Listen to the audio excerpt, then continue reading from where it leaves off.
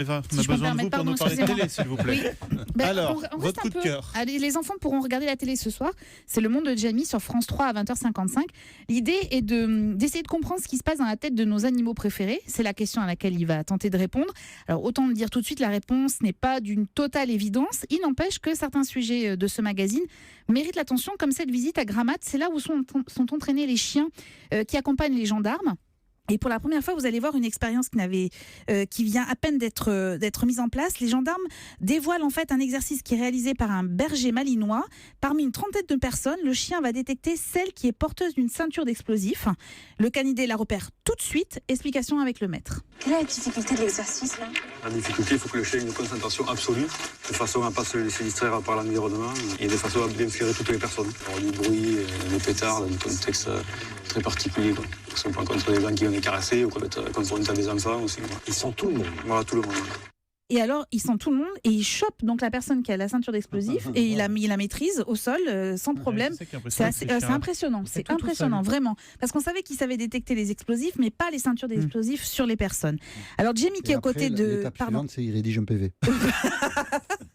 Je ne l'ai pas vu, c'est dans le documentaire. Ils font l'interrogatoire avant.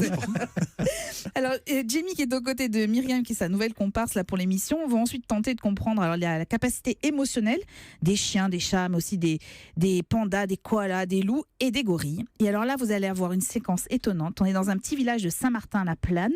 Il y a un couple, ils sont les propriétaires d'un zoo et ils sont aussi les parents de Tiji, qui est une femelle gorille de 17 ans. Ils l'ont élevée en fait comme un enfant. Résultat, elle dort avec eux, elle mange à table, elle se sert d'une cuillère, elle a droit à un chocolat chaud le matin. Et écoutez, c'est étonnant. La nuit, quand elle a besoin de moi, parce que, par exemple, elle ne veut pas se couvrir parce que ça l'embête, eh bien, elle m'envoie des bisous pour me réveiller en faisant... Alors, je lui demande ce qu'elle veut, et je lui dis, tu veux que je te couvre? Et elle va faire... Ça veut dire, oui, il faut que tu me couvres. Eh bien, je me lève et je vais la couvrir. Et alors, ce qui est étonnant, c'est qu'on la voit, elle prend la main du maître pendant la nuit quand elle a peur. Elle lui garde la main comme un enfant en fait ferait avec ses parents. C'est absolument étonnant.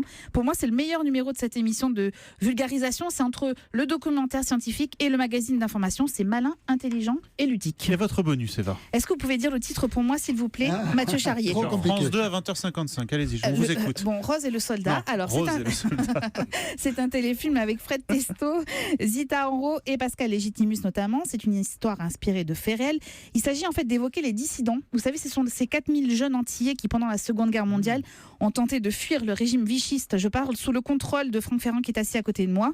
Rose, elle est institutrice et puis elle voit débarquer un homme pour la remplacer sur ordre du maréchal Pétain. Vous allez voir, c'est très bien interprété par la jeune actrice qui joue Rose, en l'occurrence Zita Enro. Pour le reste, le téléfilm est un petit peu mou. C'est pas totalement réussi. Ça il faut donne le envie dire. votre truc. Voilà. Très bien. Donc, Benjamin Josse nous a présenté